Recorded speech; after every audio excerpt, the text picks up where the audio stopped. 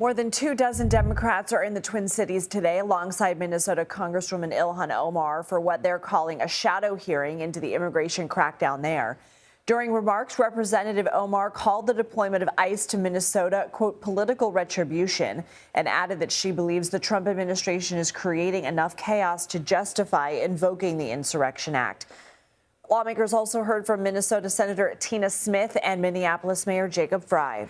ICE agents are blatantly profiling Black and brown and Asian people and Native Americans. And this is happening not just in Minneapolis and St. Paul, but in suburbs and small towns and communities all over Minnesota. As soon as they leave, we will have peace, we will have safety, and order will be restored. CBS News congressional correspondent Nikole Killion is following this for us. Nikole, what were Democrats hoping to accomplish with this hearing? Yeah, well, I would point out it wasn't just elected officials who were there testifying, but members of this congressional panel also heard from residents in Minneapolis as well, including, for instance, a Somali American who talked about his experience with ICE agents where he was handcuffed even though he was a U.S. citizen and tried to show them his passport.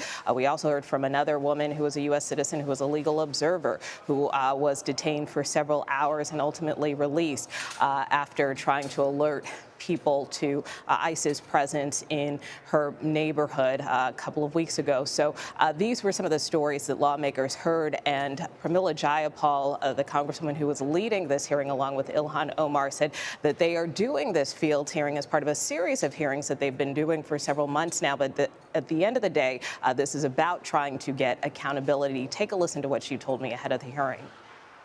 There's so many violations on so many different levels in the immediate moment on DHS funding. It is the case that we have some power of the purse here, and we can get some guardrails and accountability in, and without those, we should not fund this lawlessness from ICE and CBP. And so those are things that I think the American people, already frankly exist and believe exist, but they're seeing it not come through. So again, for her, accountability is making sure there are more guardrails in effect for ICE. That is something that we have heard from numerous congressional Democrats, whether that is requiring that agents wear body cameras, making sure they have warrants before they execute these types of arrests, before they enter someone's home, making sure that they're not masked. These are some of the things that some Democrats would like to see.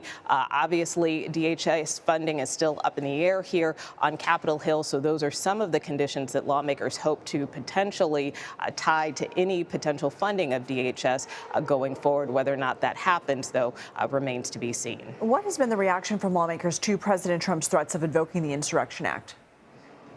Well, look, when you talk to members on both sides of the aisle, you get different reactions, which is kind of what we have seen throughout our coverage of this particular case. But look, in talking to Tina Smith, who you played that soundbite from her at the hearing, she told me just yesterday, soon after the president threatened the Insurrection Act, that is akin to almost declaring war on the state of Minnesota. And she said it just pours more gasoline on the fire there, which is something that she said people in her community and her state don't really need right now. On the flip side, you talk to some congressional Republicans. For instance, Leader Thune was asked about the president's comments, and he just said, well, look, the president has said this in other places before. Speaker Johnson, for his part, though, said, look, the president is really upset, obviously wants this situation to be resolved, and so he defended the president's potential threat, although certainly I think all sides agree that the temperature should be lowered here.